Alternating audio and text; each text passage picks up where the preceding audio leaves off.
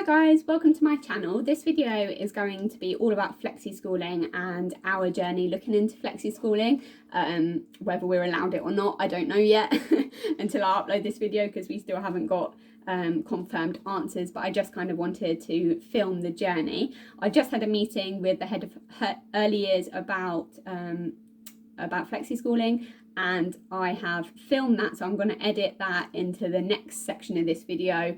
But first of all, I am going to talk to you a bit about what flexi-schooling is and why we want to do it, and then I'll go on to kind of our journey and how we got to the point of having that meeting, and then the meeting footage. So first of all, what is flexi-schooling? Lots of people have never heard of it, don't know what it is, don't know that it's available or that they can do it. So flexi-schooling can mean a lot of things to a lot of different people. For us, it's a mixture of home education and schooling. So what we're hoping is to home educate her for 3 days a week, and for her to go to school 2 full days a week. So in my mind, she'll still be home educated, and the main reason that I want to send her to school for 2 days a week is so that she can develop more her kind of social learning and development. And I don't mean that in terms of just social skills, because obviously we can go to homeschooling groups. It is harder to socialise home educated children. Lots of people say it's, you know, our children that are home educated are well socialised, and that's true, but you do have to work harder at it, because you do have to go to the groups and sometimes pay money for those groups. We don't have a lot of money, we're homeschooling on a budget, but a big one for us is social learning. So when another child puts their hand up and asks a question that my child hasn't thought of, my child will benefit from that child's question, because they'll get an answer to a question that they wouldn't have thought to ask. And that basically is social learning. And I think one of the big benefits of school that is hard to do at home. The other reason for us is that she goes to the nursery attached to the school and absolutely loves it.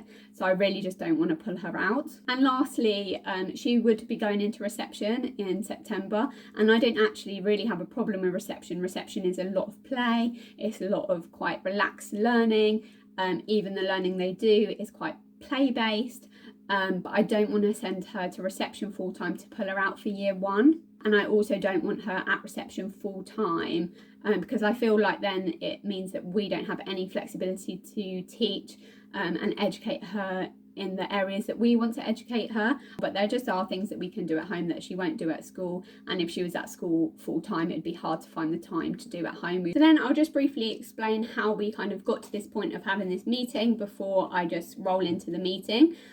So I basically just asked the school what they thought of flexi-schooling, and whether that was a possibility at the school. Obviously she's already at the nursery, so they knew us. I spoke to the head of early years. I emailed a few other schools as well that just didn't get back to me. I know another family who are looking into flexi-school, but all the schools didn't really get back to them, or if they did, it was kind of like, no, I don't think we can do that. But the school we're at has been really positive from the start, and really interested in understanding why I want it, what it is, and what we kind of need to make it work. I think the fact that it's been COVID this year has really helped, because they've basically been doing that already. Quite a lot of their children have found it quite distressing being at school, so they've been at school part-time, or they've had days off and things like that. So they're kind of more in the rhythm of having slightly more flexibility with their schooling. It wasn't really flexi-schooling, it was just more giving the children flexibility to care for their kind of mental health and emotional well-being, which is also a really positive sign for me in kind of what the school is like. I also spoke to the elective home education officer for my area. Every single area in the UK has an elective home education officer that works with the council. I spoke to her about flexi-schooling, and she had so much information about what could be the positives for the school, what to say to school, what not to say to the school, examples of schools that do flexi-school, and what the school would have to say. So I'll just repeat some of the things she said, because some of it was really helpful. One of the main things she said is that schools that have poor attendance don't want to have a child on their system that's flexi-schooling, because there's nothing in the system that can enrol a child part-time or in a flexi-schooling basis. You have to be enrolled full-time, and then the days that she will be at home will be as a kind of authorised attendance. authorised unattendance, so it will drastically affect her attendance rating and the attendance rating of the whole school. So schools with poor attendance just won't even consider it. I've spoke to our school about that, and they're okay with it. They said if it is ever questioned, we'll have contracts drawn up. You'll see the conversation in a minute, but they know that is one of the things that they'll have to consider in terms of her attendance, but they're quite happy they know how to get around that. They're fine with that. Then, as I said, I spoke to the head of early years, who was really positive about it. We did have to wait quite a long time. They just said you need to apply for the school because you need a place. So I applied for the school place, and I got the school place, and then contacted her again saying, we've got school place now, can we have a meeting? And we set up this meeting that you're just about to see. I think one of the main things I had on my mind in the meeting and in asking about flexi-schooling and having the conversation is not to be school bashing, because obviously we've decided to home educate our children, and so there are things that we don't like about the education system and there are things that we don't like about school, but it's not going to do anyone any favours to tell them all the reasons we're home educating, all the reasons we don't want to send her to school, because at the end of the day you're asking for her to go to school part-time. So I was just really honest and kind of more downplayed home education, said I understand that home education can't give her all the things the school can give her. I understand that it's harder to have her to meet her social developmental goals, and but there are key things about homeschooling that we really love and we don't want to let go of. So we don't want her in school full time, but we feel like flexi-schooling will just be the best all-round option for her, because she'll get what we want her to get from homeschooling, but she'll also get the things that she'll miss out of if she was homeschooled full time. Kind of push them up in being really positive about school and what it can offer her, instead of kind of bashing them down and bringing up homeschooling when you're talking about a system where you want them to work with you. Yeah, I think that's all I have to say. So I'll switch to where we've just had the meeting now, I think, because this video is already going to be quite long. And then, as I said, everything wasn't settled at the end of this meeting, so I will just continue the videos until everything is settled and you know what the plan is at the end of this video. Thanks so much for watching, and on to the meeting. Hello. Hello. You probably know everything that I can say, but because it's quite new for us as well, I wanted to get a little bit more information about it. Yep. Do you want to sort of reiterate your thoughts and what you would think? Yeah, that's fine. So we want to homeschool, and we've kind of made that decision to home educate her, just because of the benefits that we kind of see in homeschooling. But I also understand that just as the school can't do everything, I can't do everything at home, and also because she's been at nursery and absolutely loves it and taken to that so well, I don't want to pull her out, but I also don't want to put her in full time. For me, it'd be good to have an arrangement where she was kind of going to school maybe 2 days a week, 2 full days, and then home educated the rest of the time, but the school will just kind of meet those social developmental goals as well. That's it. Really. Sorry, so what I was saying is, so in reception, how we sort of set up and how we run, the mornings are sort of more our learning time for sort of our academic subjects. So in the mornings we would do our phonics, our literacy and our maths. And then the afternoons is more topic, play-based. So I know we said about sort of mornings, for her coming in mornings, but you really didn't want her to do that. Yeah, and to be honest, it's not... I would almost, kind of what you're saying with mornings and afternoons, I'd almost want her, if I was doing half days, just to do the afternoons, because it's that kind of topical play-based stuff that I want more from the school. In terms of phonics and literacy and numeracy and things, I'm quite happy to do that at home. Obviously this is really new to us as well, so I'm really interested to find out more about it actually. So she was saying, which I know you're very aware of, because Miriam will be with us sort of 2 days, it will be classed as the flexi-schooling and not the home education. And because she'll be with us, she will be sort of on our roll. And because of that, we will then be accountable for all of her data, all of her, her learning side. So all of her progress, we will be accountable for that.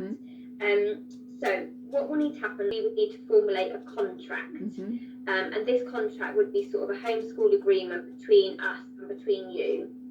It would be really clear, it would set out all the expectations, and then basically we would just agree that between us, and then we would review it every half term. So it is a contract that we can both withdraw from. So say if we felt it wasn't really working and we were, not happy with how Miriam was progressing, for example, sort of we could withdraw. And the same for you. If you didn't like how it was working, you could withdraw as well. The main thing is that we would communicate lots and lots throughout it. Teachers, and just check that they're happy for that to happen. And then if they are, then I can start drawing up the contract, and then we can meet again to sort of discuss it, and go from there, really. How does that sound with you? Yeah, I'm really happy with that, because obviously, like you say, it's new for you and you don't want to be stuck kind of with it.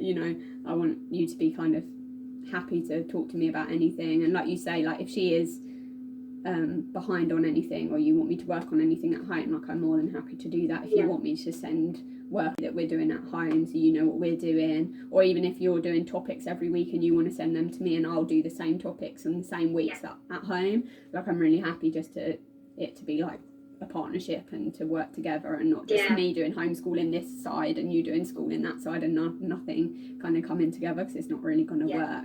No, I think that's probably the best way, is for us to amalgamate it between the two of us, because if the learning is segregated, then it's going to feel very, this is what I do at home, this is what I do in school, and actually we want the learning experience to be combined and to be all together. Planning wise, obviously you're completely in charge of what you do at home, but we can offer you our overviews and things like that of what we would be doing, our sort of medium term planning, where we say, right, this term we're covering this topic, and sort of our overarching ideas and themes. And then obviously we'll do bits with her in school, and then you can carry on with bits from at home as well. So obviously the school has to agree to it. I've got all the information that I need, so I will speak to the head teachers now, and sort of take them through everything, agree with them, check that they're happy to do it. Obviously it's a contract between both of us, so once I've sort of come up with a draft, I can then send it across to you for you to have a look at. We can meet, and we can sort of double check things, and then I'll get back to you, and we can review it again. How does that sound? Yeah, good. And I am planning to look at, because I know that you've got the early years foundation stage goals and things like that, so I am planning to look at, I haven't planned the school year yet. And the curriculum, just so you're aware as well, the curriculum is changing for September. I don't know if you're aware. So the early years framework is sort of coming out of date sort of July time, and in September there is a new early years framework. So if you want me to, I can send you some links to all of the new curriculum documents. That'd be really good. There is also in September a new baseline assessment that's being brought in, and it's statutory. So I would just need to look at that, and I would imagine, because Miriam will be on our roll, I would imagine that we complete that statutory assessment with her. So we've got the baseline. But I would need to check. But I would imagine that's how it would go, because she would be on our roll. No problem. That's fine. School, like you're saying, it would be that social side and that mixing with other children and personal social skills that she would be really developing as well in school. So. Yeah. Brilliant. Okay. Have you got any more questions at all? I don't think so. So I will relay this all back to them, and obviously I will check that they're happy with everything, and I will let you know. And if that is the case, then I will start working on the contract, and then maybe we can meet again in a couple of weeks, sort of discuss it all and go through it. We can just go from there. Is that okay? Yeah, that sounds great. Thank you so much. All right, brilliant. Thank you very much. Thank you. All right, thanks. Bye. So I think that was really positive. Like I kind of, well, maybe I didn't say before, but the early years, she was the head of early years, and she's just always been really positive about it. Like, I don't know, you heard her saying, I'm really interested to look into it as well. And I think there are some teachers that kind of understand homeschooling and why we do it. So for her to understand flexi-schooling and stuff, I think she's just super positive about it, which is so encouraging for me. What I was worried about was the heads, and whether the heads would be happy with it. and the head couldn't make it in that meeting, so she's then having to relay it back like she said, and so there's a little bit of nervousness about what if they just say no, but I feel like she's been quite positive about it, so I'd be surprised if they say no, but there's always that in the back of your mind. Hey, so it is the 10th of June today, and I can't remember when it was I had that meeting. It was before half term, wasn't it, at the end of May? But basically I let half term be, and I was hoping that I would hear from them before half term, but I didn't. So I emailed the lady, the head of early years that I had the meeting with, and just said, I really don't want to rush you, but I really do need to know whether it's been agreed that I can flexi school, and if it's been agreed what days she's doing, because obviously there is now 6 weeks left of this term, and if she was going to school I'd need to get uniform. I also needed to know the days to book her into kind of some home ed groups and things like that. There was a home ed group locally on a Wednesday and things like that, so I just wanted to be able to plan and know what was happening for the next academic year. So I emailed her on Monday, and then on Tuesday I got an email saying, yes, we have agreed to flexi-schooling, and she'll be going to school on a Monday and a Tuesday, which is great because, as I said, the Wednesday is the home ed group, and it is also quite nice because it's kind of in the beginning of the week, then she's at school those 2 days, meaning then we've got the rest of the week free, rather than if it was two, kind of like a Monday and a Friday, it would have still been fine, but I think it's quite nice to have the 2 days together, and it's probably when they kind of do the most work at school. Anyway, so what I'm waiting for now is the Flexi-Schooling contract, and I don't know how long that will take, but I think because this video is quite long already, I will stop this video here, and then if you guys want me to, comment below and I can go through the Flexi-Schooling contract with you if that's something that you're interested in terms of the school's written it up and just what I then have to agree to, what the school have to agree to, and what I'm signing. If you are interested. If you're not and no one comments, I probably won't make the video. But yeah, so I'm really, really, really happy. Like, everyone was skeptical. My husband was skeptical. My husband's sister was skeptical. She's a teacher. She's like kind of joint, like deputy head of a school, primary school. Quite a lot of people would have said, I don't think they would do it. But it just goes to show there's no harm in asking. All I did was ask. And they accepted that and they were happy. So it's great because I just feel like it's the best of both worlds. You know, I would have, if they said no, I would have made the decision to homeschool because of kind of our beliefs. I've already made a video of why we've decided to homeschool, so you can go to that if you want to know why. But the flexi-schooling just gives that little element that I felt like she was missing out. Not going to school because she loves nursery, all her friends are there, and it's more for that kind of social element of it that I think she'll just really love and really enjoy, and I'm really happy just to work with the school as well. But yeah, I'm rabbiting on now and the video's already too long, so yeah, let me know if you want me to do a video about the contract when it comes, and I hope you enjoy this video. If you've got any questions or want me to do like a flexi-schooling Q&A, ask questions as well, I'm happy to do that. Anyway, thanks for watching, guys. Bye.